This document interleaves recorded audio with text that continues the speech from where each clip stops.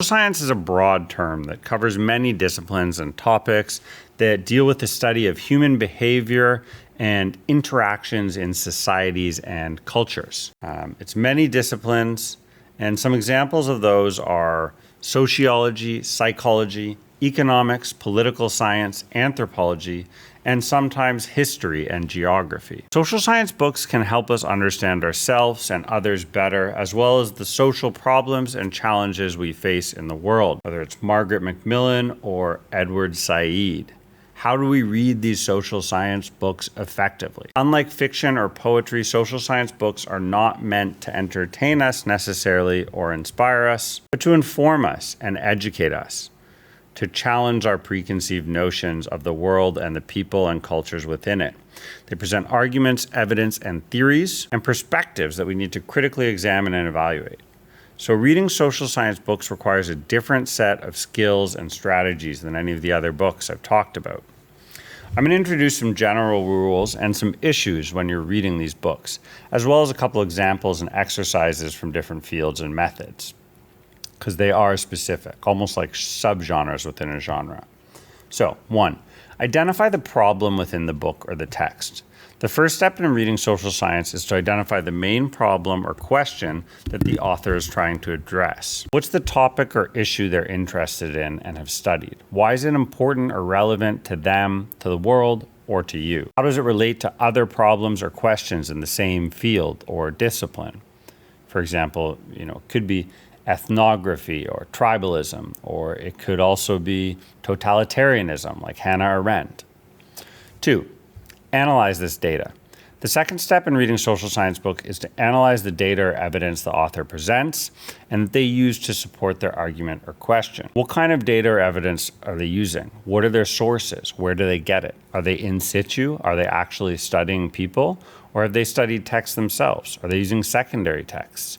How do they collect, measure, and analyze these texts? Is it reliable, valid? Does it represent something resembling the truth? How does it compare and contrast with other data or evidence on the same topic? Next, evaluate the solution. I should finish my last sentence.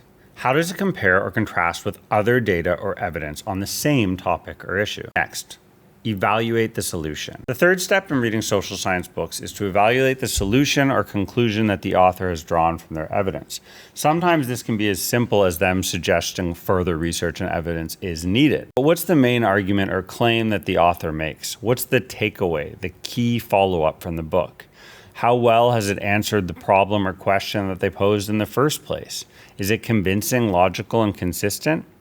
Does it fit or challenge the existing theories or perspectives in the same field? Are there other takes in the discipline? Is it challenging or controversial? 4, consider the implications of what their findings suggest. When you're reading a social science book, it's important to consider these implications or consequences that come from the solution or conclusion, because they're going to affect society or possibly already have. So what are the implications of the argument or claim? And how does it help us understand ourselves and others, as well as the social problems and challenges we face in the world? Does it affect our core values and beliefs? Does it suggest a shift in attitudes and actions or their origins? How does it inform our policy and practice or action? Some examples and exercises for reading social sciences. So I just want to illustrate basically how to apply these rules and some of these issues that you're going to find when you are reading social sciences. So, for example, in sociology, a classic book is The Protestant Ethic and the Spirit of Capitalism by Max Weber. So in this book, Weber tries to explain why capitalism emerged and thrived in some parts of Europe, especially among Protestants, but not in others, especially among Catholics, hence the famous Protestant work ethic. He argues that Protestantism fostered a work ethic and a rational attitude that were conducive to capitalism. He uses historical and comparative data to support his argument. If you want to challenge it, I suggest you do. Start by doing your reading. Psychology. A popular book in psychology is Thinking Fast and Slow by Daniel Kahneman, a fantastic read. Kahneman tries to explain how we make decisions and judgments in everyday life. He argues that we have two systems of thinking. System one, which is fast, intuitive, and emotional, almost like a lizard brain, as some would have it. Or system two, which is slow, deliberate, and logical, analytical, you would say. And Kahneman uses experiments and anecdotal data to support his arguments. This research has led to further findings and a Nobel Prize, I believe. In economics, a controversial but well worth it book is Capital in the 21st Century by Thomas Piketty, which I've mentioned before. Piketty explains how income and wealth inequality have increased in many countries since the 80s. He argues this is due to a fundamental law of capitalism, R over G, where R is the rate of return on capital and G is the rate of economic growth.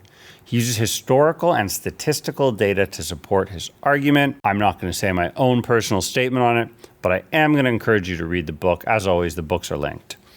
Political Science. An influential book in poli-sci is The End of History and the Last Man by Francis Fukuyama, one of the fundamental texts when I was an undergraduate college student a few decades ago. A fascinating book, still entirely relevant and valid today. Fukuyama tries to explain why liberal democracy has emerged. Fukuyama tries to explain why liberal democracy has emerged as the dominant form of government in most parts of the world in the period after the end of the Cold War. He argues that liberal democracy represents the end point of human political evolution and the universalization of Western values in the globe. He uses his own historical and philosophical data to support this argument. It was extremely popular in the era after the book came out. Now, it's on the hot seat. Go read it. Think for yourself. Anthropology. A fascinating anthropology book is the very popular Guns, Germs, and Steels, The Fate of Human Societies by Jared Diamond. Diamond also wrote Collapse. In Guns, Germs, and Steel, Diamond tries to explain why some societies have developed more advanced technology, economy, and culture than others throughout history. He argues it was due to environmental factors such as geography, climate, flora, fauna, germs, and a host of other factors, rather than biological factors such as race and intelligence, etc. He uses comparative and ecological data to support this argument. It's a great entry point. That's what I'll say about that book. So, history. A groundbreaking book, The Origins of the Second World War, A.J.P. Taylor. Taylor explains how and why the Second World War started in 1939. This is a key text, and he argues that the war was not caused by Hitler's evil intentions or a failure of appeasement, but by a series of accidents, miscalculations, and misunderstandings among European powers. He uses archival and diplomatic data to support this argument. It's all about communication. What a great book. Geography, a classic. The Revenge of Geography, What the Map Tells Us About Coming Conflicts and the Battle Against Fate by Robert D. Kaplan, another zinger. Kaplan explains how geography shapes the destiny of nations and regions in the 21st century. He argues that geography is not a statistic. He argues that geography is not a static or a deterministic factor, but a dynamic and influential one that affects political, economic, and cultural trends and conflicts in the world. And he uses historical and contemporary data to support this argument. Now, as an exercise, a broad reading exercise, apply the 4 rules to one of these example books, identify the problem, analyze the data, evaluate the situation, evaluate the solution, and consider the implications for the world. Any one of these is going to be fascinating and really help you become an incredible analytic reader. And I wish you nothing but the best. Godspeed. Comment below. Continue with the playlist above my shoulder.